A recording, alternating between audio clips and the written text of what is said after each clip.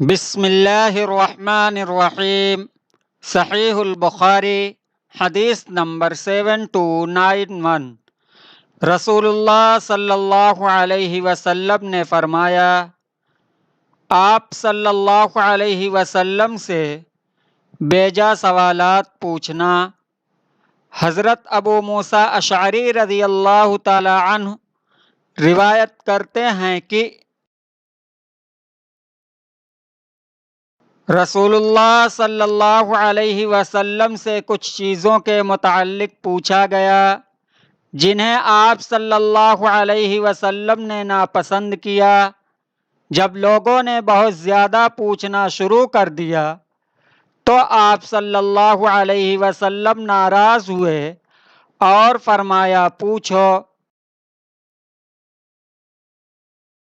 اس پر ایک صحابی کھڑے ہوئے اور پوچھا، یا رسول اللہ، میرے والد کون ہیں؟ نبی کریم صلی اللہ علیہ وسلم نے فرمایا کہ تمہارے والد حذیفہ ہیں۔ پھر دوسرے صحابی کھڑے ہوئے اور پوچھا، میرے والد کون ہیں؟ فرمایا کہ تمہارے والد شیبہ کے مولا سالم ہیں۔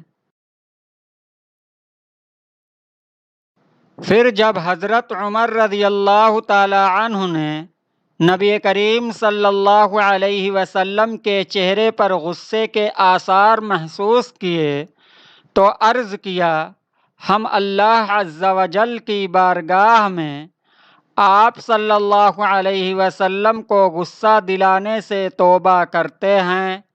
صحیح البخاری حدیث نمبر 7291۔